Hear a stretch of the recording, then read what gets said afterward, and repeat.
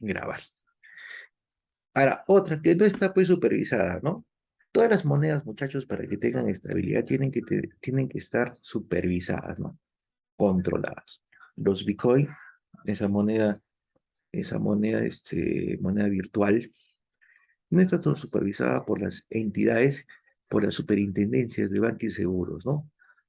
¿Listo? En nuestro caso, por ejemplo, en nuestro país no está controlada. Muy bien.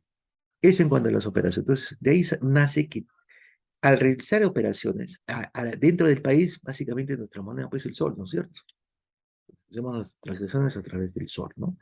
Eso en las operaciones internas, ¿no? Por más que sea una exportadora, ¿no? Vende en dólares, pero todo lo que compra para poder exportar y todo lo que contrata lo paga en soles, ¿no? Muy bien. Nuestra moneda legal vigente, ¿no? Entonces, quedamos que las operaciones que realiza una empresa pueden ser en distintos tipos de moneda, de hecho, ¿no es cierto? Por ejemplo, ahí está, vamos a ver, Ismael Medina Paco, ya está. Como por ejemplo, vamos a ver, como por ejemplo, a ver, ya, ya está. Como por ejemplo, ¿cuál? Tenemos, por ejemplo, los soles cuando es a nivel interno, ¿no? Son ventas internas, dólares y euros cuando son externos, y los yuanes, ¿no? Cuando son yuanes, yenes, uno les dice, ¿no? Cuando son a nivel internacional. Entonces, ¿de qué depende? Depende pues, de nuestros clientes o nuestros proveedores. Si mi cliente es nacional, ¿no es cierto? Tengo que utilizar, ¿no es cierto? Utilizamos la moneda del curso del país. En nuestro caso, ¿no es cierto? Nuestra Winder Barrientos, Rosemary Belén Vicencio. Ya, en nuestro caso, el sol, ¿no es cierto? Pero si vendemos al extranjero, ¿no es cierto? A un cliente en el extranjero, ¿no es cierto? Tiene que ser, pues, no le vamos a cobrar en soles, ¿no es cierto? Le compramos normalmente en dólares, puede ser en euros también, ¿no es cierto? Puede ser en euros también. Listo. Entonces, eso depende, ¿no es cierto?, de nuestros clientes o nuestros proveedores, ¿no es cierto? Ya está. Que nos emitan los comprobantes de la moneda en que nosotros presentemos los estados financieros. En este sentido, la empresa está obligada a elegir el tipo de moneda que representa sus estados financieros, por lo que debe revisar cuál es lo que domina las operaciones de compra y venta. Incluso, si es una filial, o muchos casos debe adoptar la divisa que reporta la casa matriz. Ojo, para efectos contables, muchachos, para efectos contables, en nuestro país, por ejemplo, no solamente hay empresas nacionales, sino hay también empresas internacionales, ¿no? Listo. Entonces, acá utilizamos, ¿qué me dice, por ejemplo, moneda común denominador? A ver, tengo que fijar una moneda, ¿no es cierto?, en la cual tengo que reportar los estados financieros. O es la moneda local, que puede ser en nuestro caso los soles, o es la moneda de reporte que nos exija pues la empresa, dependiendo, ¿ah? Por ejemplo, miren, les pongo este caso, ¿no? A ver, la Coca-Cola no, vamos a ver. Damper Perú, que es una empresa que se dedica a comprar, pues, ¿no es cierto? Y a comercializar productos agrícolas, ¿no es cierto? Como alcachofa, etcétera, ¿no es cierto? ¿Ya? Ellos reportan en soles, porque es una empresa, ¿no es cierto? De origen peruano, ¿no? Es peruana esa empresa, entonces básicamente sus mayores operaciones, ¿no es cierto?, de compra las hace en soles y lo reporta, ¿no?, lo que, por ejemplo, acá viene el tipo de cambio, ¿no es cierto? Como ha elegido Damper los soles, ¿no es cierto?, reportar los estados financieros en soles y vende en dólares, ¿listo? Tiene que cambiarlo a la moneda que ha elegido, que es la moneda de curso, ¿no es cierto? La moneda de curso, que es el sol, y ahí interviene el tipo de cambio, ¿de acuerdo? Tenemos que cambiarlo, en el caso de Damper.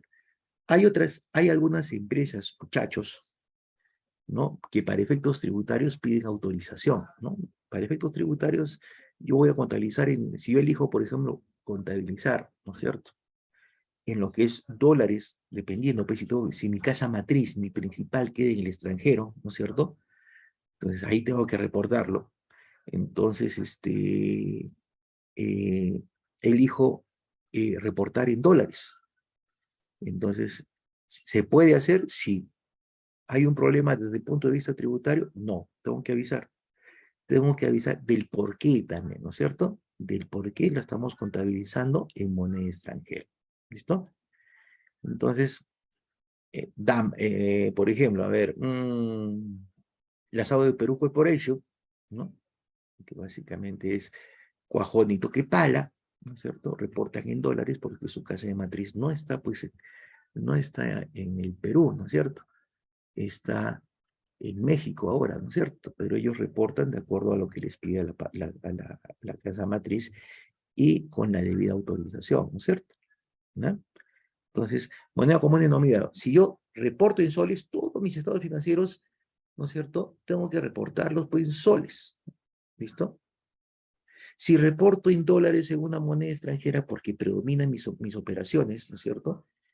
En moneda extranjera, hago más operaciones en moneda extranjera, entonces, que puede ser el dólar o puede ser el euro, tengo que hacer pues, todos mis estados financieros y en forma continua, de año a año, ¿no es cierto? De año a año, en esa moneda, ¿no? Moneda común, pero todo lo tengo que expresar en moneda, ¿listo? Todo lo que tengo que expresar en moneda, ¿listo? De la que he elegido, la moneda en curso, hemos dicho, ¿no es cierto? O la moneda extranjera, ¿no? Entonces acá, las empresas está obligada a elegir el tipo de moneda para elaborar sus estados financieros. ¿Listo? Por lo que debe revisar cuál es lo que predomina en sus operaciones de compra y venta. ¿Es la moneda nacional o es la moneda extranjera? Y es decisión de la empresa. ¿Listo?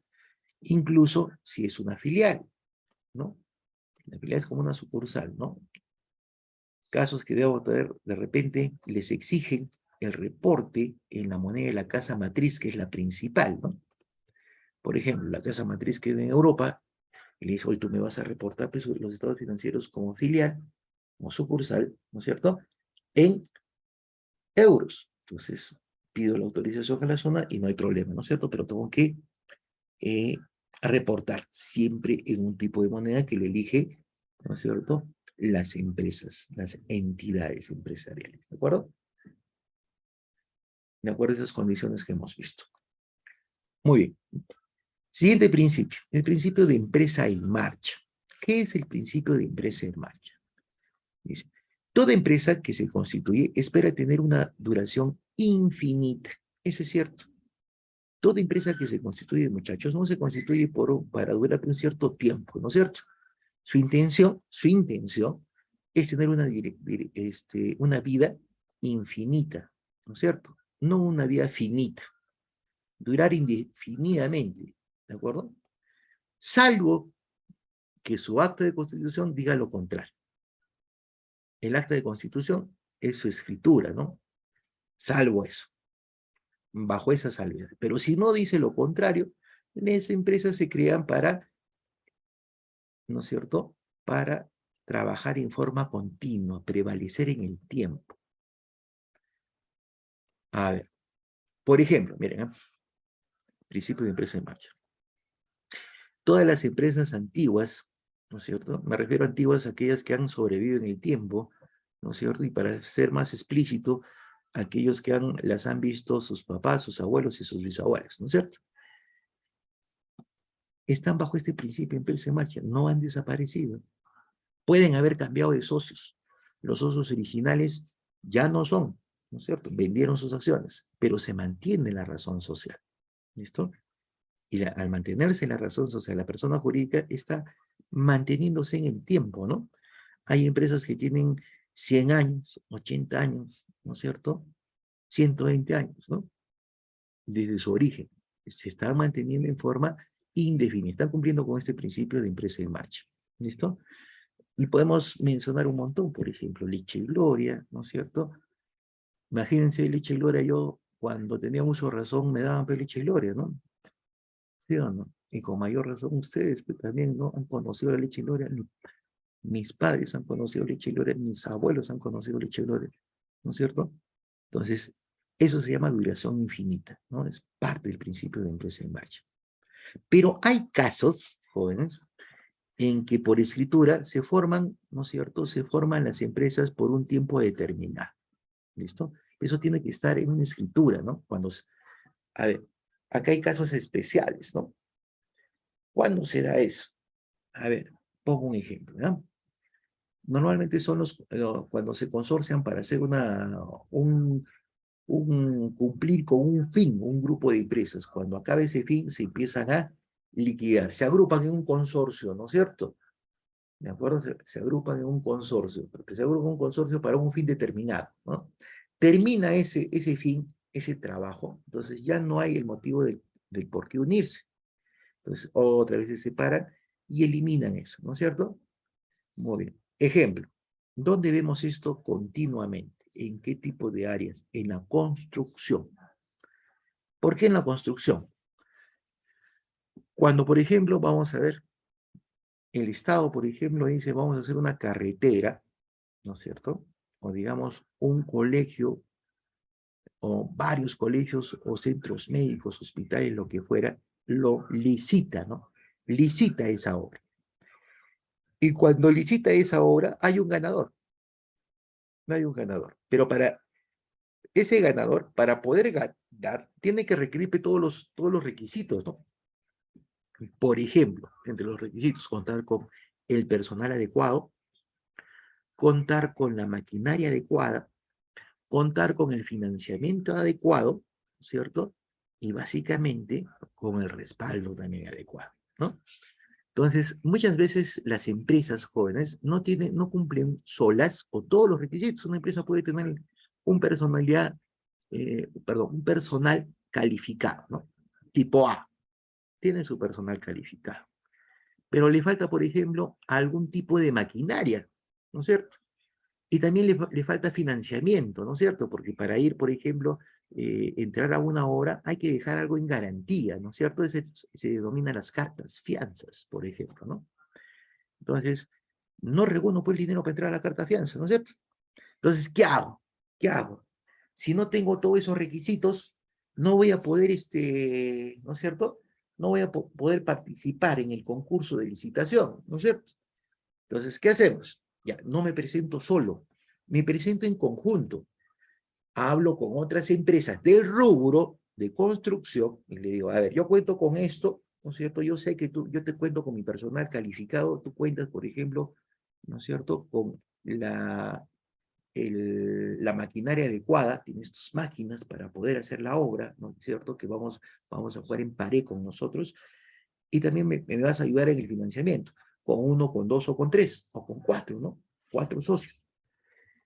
Esas cuatro empresas, junto con la mía, nos unimos y formamos un consorcio. Entonces ya no me presento solo, ¿no? Como por ejemplo constructora Mario, ¿no? Me presento como un consorcio constructor, ¿listo? Para tener mayor posibilidad de poder ganar, ¿no? Para cumplir con los parámetros, para cumplir con los requisitos. Cuando cumplo con los requisitos, empezamos a trabajar, pues, ¿no? Esas cuatro empresas más constructora Mario, ¿no? 5 empresas, ¿listo? Pero cuando se acaba la obra, muchachos, ¿listo? Antes de eso, cuando formo el consorcio, tengo que hacer una escritura, un acta de constitución de ese consorcio. ¿Por qué empresa está formada? ¿No es cierto? Y en esa acta, en esa escritura, decir cuánto es el tiempo de duración, que básicamente es hasta el término de la obra, ¿no es cierto? Y en ese momento, ¿no es cierto?, la duración de la empresa, ¿no es cierto?, ya no es infinita, sino es finita, es por un tiempo determinado, ¿no? Por el término de obra, el término de obra se indica, ¿no?, en el contrato. Entonces, una vez que acaba la obra, ese consorcio, que viene a ser una persona jurídica, ¿no es cierto?, independiente de lo que son las empresas, porque las empresas entran como socias, ¿no?, se liquida, ¿listo? Porque ya se acabó la función para la cual ha sido formada, ¿no? ¿Listo? Entonces, en ese caso ya no tiene vuelvo a repetir, una vida infinita, sino una vida finita, por un determinado tiempo. ¿De acuerdo? Muy bien.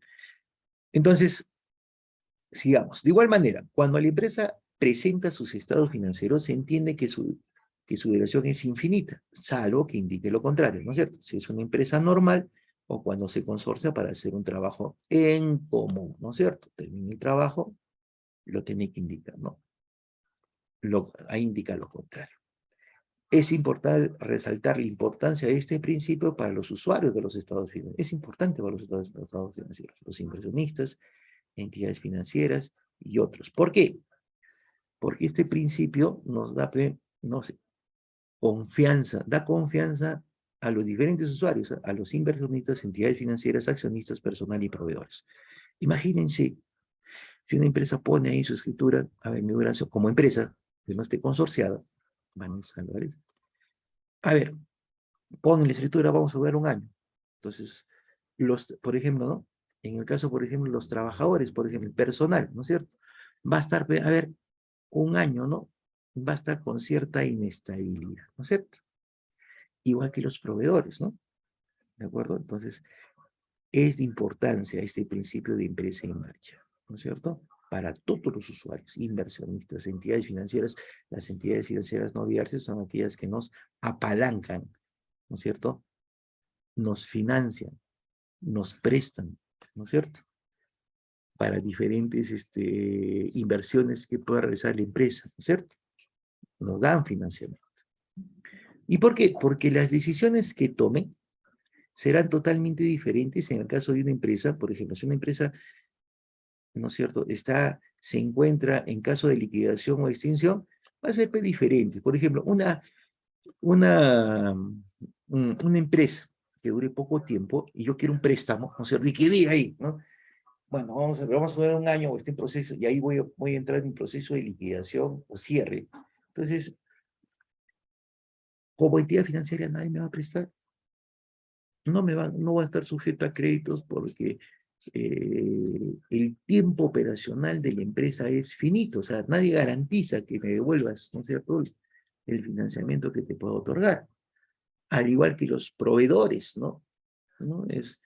A ver, o sea, me vas a dar eh, crédito, muy bien, pero no te voy a dar crédito pues, por el tiempo que tú no vas solamente por el tiempo de tu operación, te dará créditos iniciales, ¿no? Y a muy corto tiempo, ¿no es cierto?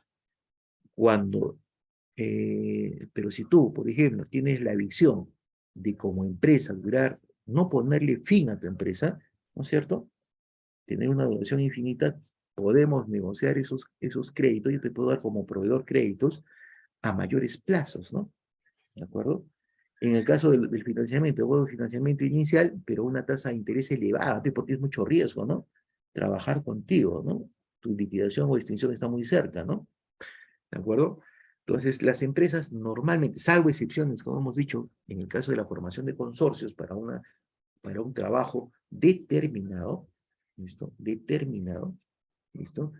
Y cuando se acaba ese trabajo, se liquida el consorcio, se separan las empresas tienen que aperturarse, ¿no es cierto? O iniciar con este principio, empresa en marcha, ¿no es cierto? Trabajar que persiste en el tiempo con la intención de no liquidarse, ¿no? Es un principio base, ¿no? A ver, la evaluación al costo. Vámonos al siguiente, evaluación al costo, este principio. Existen diversas técnicas para otorgarle un valor a las operaciones financieras. ¿Listo? Que realiza la empresa, tales como valor de mercado, valor de deposición, valor del costo de adquisición, valor de producción, valor de realización. Esto dependerá del contexto en el que se realice cada operación financiera. Lo que nos indica este principio es que la evaluación que debe predominar, debe ser tomada con mayor consideración al reconocer las operaciones financieras del negocio, es la evaluación al costo o el valor del costo de adquisición o producción. El valor del costo debe ser el inicio de cada operación, ¿no es cierto? Posterior a ello, podemos aplicar otros tipos de evaluación, los cuales serán tratados como ajustes con la finalidad de presentar los estados financieros a la realidad económica. Entonces, vamos a ir desglosando, ¿no es cierto?, estos términos que tenemos, ¿ya? Vamos a ver. ¿Qué cosa es la evaluación? Dice, existe diversas técnicas para efectos de las valorizaciones de operaciones financieras que puede realizar la empresa. ¿No es cierto? Entonces acá vamos a ir marcando, ¿no? Existen diversas técnicas. ¿Para qué? Para otorgarle un valor a las operaciones financieras, ¿no?, que realiza la empresa. Ya está. ¿Cómo cuál? El valor de mercado. ¿Listo? Valor de mercado, ¿cierto? ¿Qué es el valor de mercado? El valor de mercado es el valor, ¿no es cierto?, de un bien, ¿no es cierto?, o de un servicio, ¿listo?, que se está dando en el mercado, ¿no es cierto?, que se dé en el mercado. ¿Y por quién está constituido ese mercado? No olvidarse, ¿no es cierto?, por una ley económica, por la demanda y la oferta. Es decir, las empresas que ofrecen esos bienes y esos servicios, ¿no es cierto?, y las personas o los consumidores de esos bienes y servicios, ¿no? Personas naturales o jurídicas, ¿no? Muy bien. Ahí está el valor del mercado, ¿de acuerdo? Entonces, ese es el valor del mercado. Es el valor que se da en ese mercado, pues, ¿no es cierto?, de la demanda y la oferta. Ese es el valor del mercado. Del bien o el servicio, ¿no es cierto?, de acuerdo al giro, pues, de la empresa, ¿no es cierto? Valor de reposición. Es el valor que nos cuesta reponer, por ejemplo, un bien, ¿no es cierto? Yo quiero poner un bien, quiero reponer un bien, entonces lo que me cuesta reponer ese bien, eso se llama valor de reposición. Valor de adquisición, por ejemplo, ¿qué cosa es un valor de adquisición de producción, no? Ah, no, valor de adquisición primero, vamos a ponerle valor de adquisición, es lo que me cuesta adquirir pues, un producto o un bien, ¿no es cierto? Ese es valor de adquisición, lo que me cuesta adquirir un producto. Valor de producción, estamos hablando un poco de costos acá, ¿no es cierto? ¿Cómo sale el valor de producción? El valor de producción sale entre la inversión, ¿no es cierto?, de las materias primas, la mano de obra y los gastos de fabricación, ahí sale el valor de producción. El valor de realización, realizar es vender, ¿eh? Es el valor que nosotros obtenemos cuando vendemos bienes, ¿no es cierto?, o servicios, entre otros, ¿no? Hay una infinidad de términos. Ahora, ¿de qué depende que utilice estos valores? Depende de la información, de la operación financiera que se realice, ¿no? Cada operación financiera, ¿no es cierto?, que se realiza puede tomar diferente tipo de valor, ¿de acuerdo? Bueno, repetir, si yo quiero reponer un activo, valor de reposición, ¿no es cierto? Pero también el valor de mercado, ¿no? Ambos. Yo quiero, por ejemplo, estoy en una industria, ¿qué tipo de valor uso? Valor de producción. Si yo soy una empresa comercial, valor de costo de adquisición, ¿no? Muy bien. Son diferentes operaciones financieras. Ahora, básicamente, lo que nos indica este principio es que lo que debe prevalecer es la valuación, ¿no es cierto?, al costo. Es decir, las operaciones financieras del negocio se deben valorar al costo o valor del costo de adquisición o de producción. ¿Listo? Muy bien. Es lo que debe prevalecer, ¿no? De todos los valores, el valor al costo de adquisición o el valor al costo de producción. ¿Listo? Listo. Muy bien. Eso es lo que tiene que prevalecer. Muy bien. ¿Qué se sustenta acá este valor el valor del costo? Son valuaciones que es el denominado costo original o primer costo, ¿no? ¿De acuerdo? El valor del costo debe ser el inicio de cada operación. A eso se refiere. Muy bien. Cuando nosotros compramos, ¿no? A ver, vamos a comprar. A ver, compramos mercadería, por decir, ¿no es cierto? El costo del inicio de la operación, ¿no es cierto? La evaluación al costo es el valor de las mercaderías. ¿Listo? Pero vuelvo a repetir, ¿no? Esas mercaderías las tenemos que trasladar, entonces ya tenemos el costo de transporte, ¿no es cierto? Las tenemos que cargar al camión, costo de manipuleo. Entonces, posteriormente a la compra de las mercaderías, ¿no es cierto?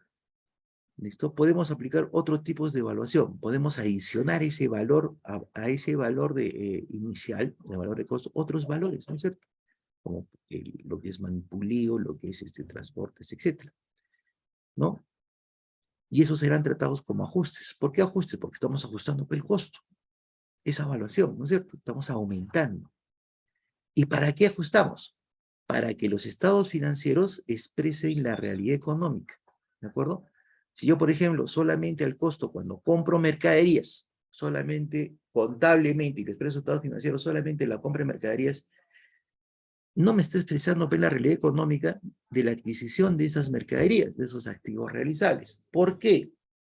Simple, porque para comprar esas mercaderías yo tengo que ir ajustando, he debido de haber agregado, ¿no es cierto?, todo lo que me cuesta llevar esas mercaderías, ¿no es cierto?, a mis almacenes. De hecho, ¿no es cierto? Eso va a aumentar el costo. Aumenta el costo. Entonces, ahí, cuando considero eso, estoy expresando la realidad económica, ¿no es cierto?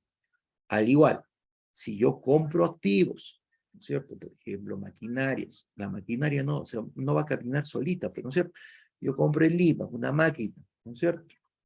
Como Lima está centralizado, básicamente, ¿no? En todas las zonas, digamos, una empresa que básicamente, a ver, me vende en Lima, entonces una máquina que yo necesito, entonces me da pues una factura por el valor de la máquina, ¿listo? ¿Ese es mi costo?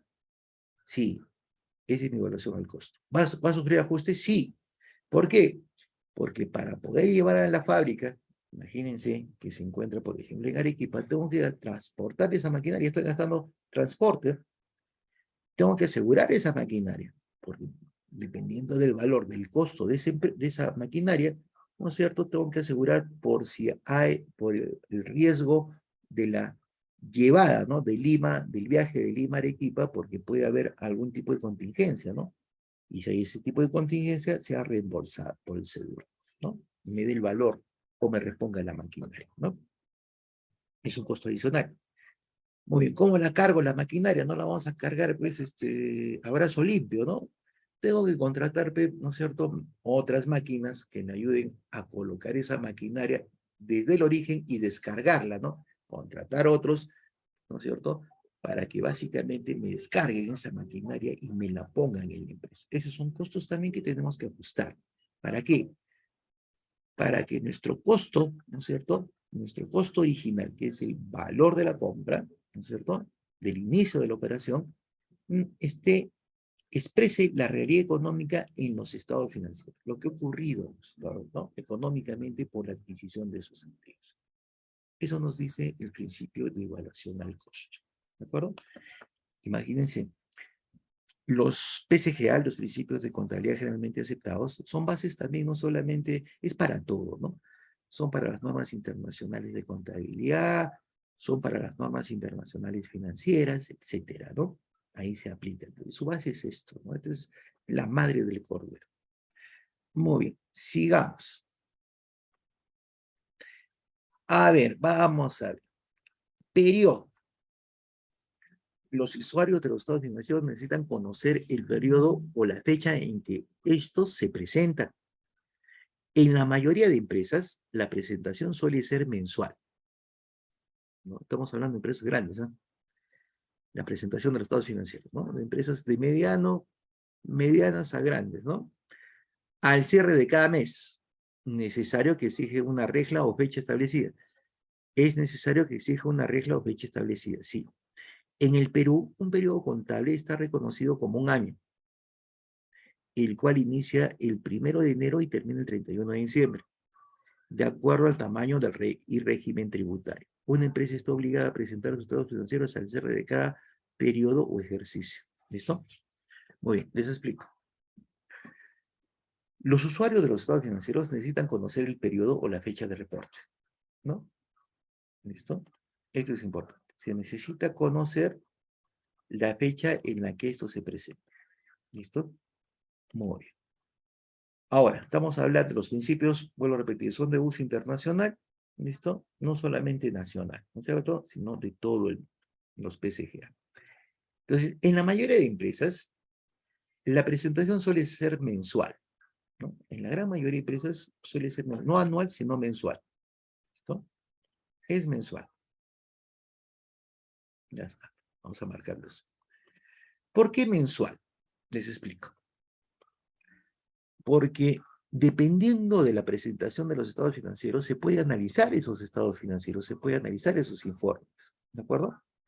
¿Y por qué les hago la diferencia, por ejemplo, en nuestro país, ¿no es cierto? Hay empresas que tienen esta fecha de informe para efectos financieros, para efectos contables.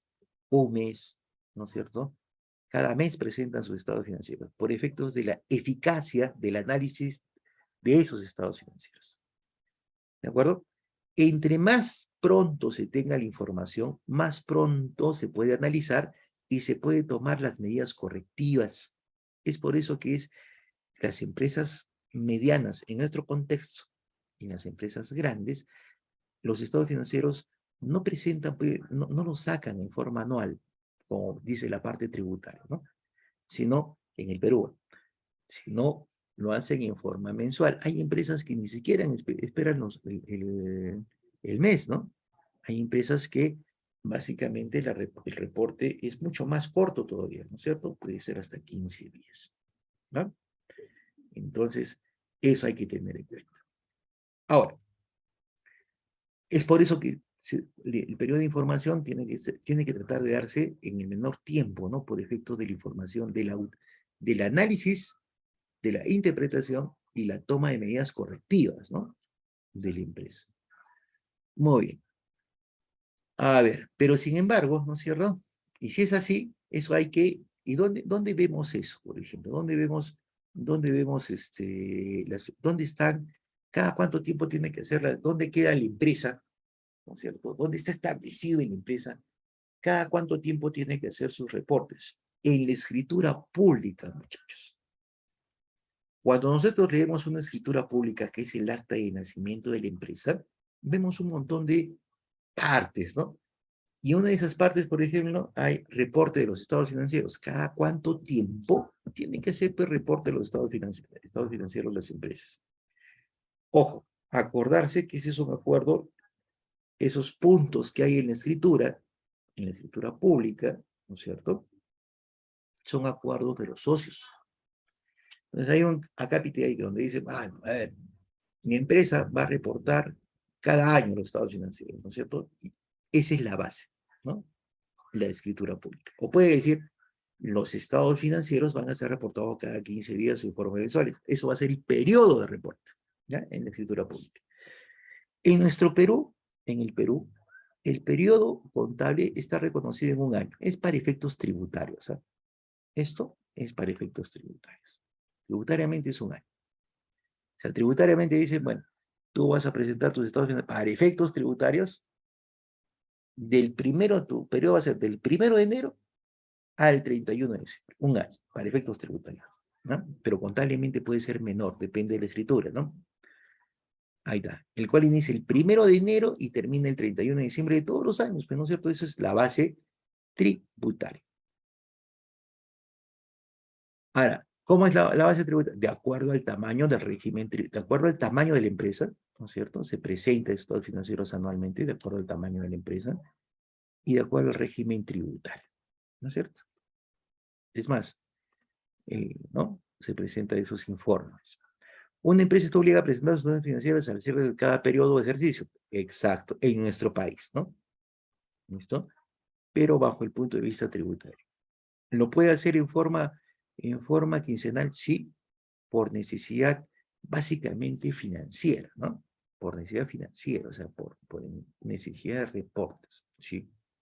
¿No es cierto? Y es lo más indicado, pues, en realidad, ¿no? Para una empresa, tener, vuelvo a repetir, la información más a la mano para poder analizar y, como les digo, determinar las medidas correctivas si se diera el caso, ¿no? Eso me dice el principio del periodo. Pero aún así, sea lo que elija, o sea lo que esté, la parte, lo tributario lo junto con lo contable, y básicamente reporto al año, o dejo pues la parte, para la parte tributaria le voy a reportar un año, pero contablemente, para que me sirva en la toma de decisiones, voy a reportar en menos tiempo, eso lo tengo que expresar, ¿listo? Ese periodo tiene que estar expreso. ¿Dónde? Si utilizo en forma esa fecha de reporte, tiene que estar en ese documento base que se llama escritura pública. En uno de esos puntos, ¿no? Que son los acuerdos, que se llaman cláusulas, ¿no? Esos acuerdos, esos puntos se denominan cláusulas. Son los acuerdos que nosotros, cuando formamos una empresa, cuando invertimos en una empresa, ¿no? Tomamos, ¿no? Para el manejo operacional de la empresa, ¿no? Eso es periodo. Vamos al devenga. El principio del devengado. Este principio se refiere al momento o fecha en la que debemos reconocer o registrar una operación financiera dentro de nuestra contabilidad. ¿Listo? El devengado se refiere al momento, ¿no es cierto? Al momento o fecha en la que nace una obligación o un derecho para la empresa. ¿Listo? Nace una obligación, es una deuda. Un derecho, ¿no es cierto? Es un activo, es una cuenta por cobrar, ¿no es cierto? Listo. Por ejemplo, si la empresa realiza una compra de mercaderías al crédito, ¿en qué momento está obligada a reconocer un pasivo? ¿No? Por el cual tendrá que reconocer una obligación, ¿no es cierto? Si yo compro el crédito, tengo que reconocer un pasivo que básicamente es una obligación. La respuesta es, cuando haya recibido la mercadería en las condiciones previamente establecidas, ahí reconozco el pasivo. ¿Listo? Compro al crédito mercaderías, ¿no es cierto? Recién, cuando las recibo contablemente, ¿no es cierto? Contablemente, ahí nace mi obligación, que normalmente es en el mismo momento de la emisión del comprobante, ¿no? A ver, ¿en qué momento la empresa está obligada a reconocer, ¿no es cierto?, un ingreso dentro de su contabilidad? En el momento en el que entregue la mercadería a su cliente. En ese momento se origina, ¿de acuerdo? ¿Cómo se entrega esta mercadería cuando vendemos? Con un documento fuente. Es el documento fuente, ¿no es cierto? En este caso, el comprobante de pago, es la constancia de entrega, muchachos. ¿Listo? Es la constancia de entrega a una empresa, a una persona.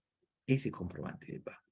Entonces, cuando emitimos el comprobante de pago, ahí lo tengo que, ¿no es cierto? Lo tengo que reconocer, ¿no?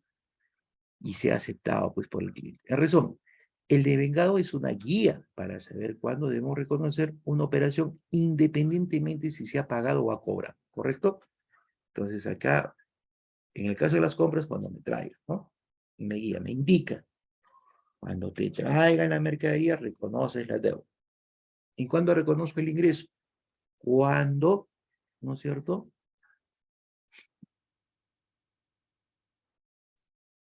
cuando se entrega la mercadería al cliente, ¿no es cierto? Y este la acepta. Pero normalmente la entrega de la mercadería, vuelvo a repetir, nace pues con la emisión de la factura.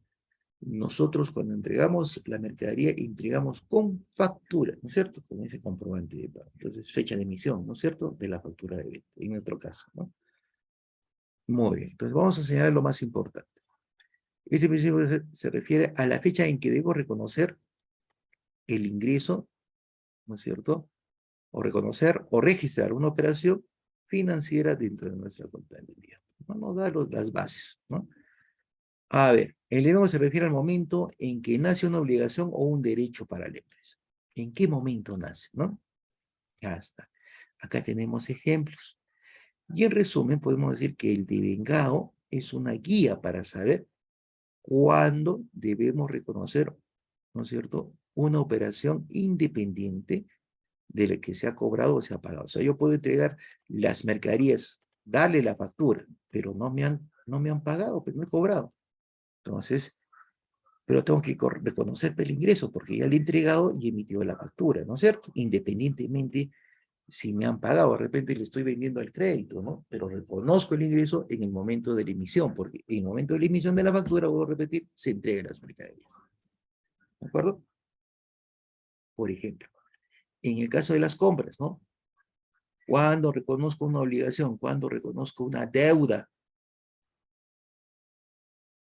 cuando haya recibido pues la mercadería, ¿no? Y cuando recibo la mercadería, normalmente pues cuando me la entregan, ¿cierto? ¿No? A ver, independientemente si la compra sea el crédito, ¿de acuerdo? Independientemente si la compra sea el crédito, ¿de acuerdo? Muy bien, muchachos, ahí nos vamos a quedar.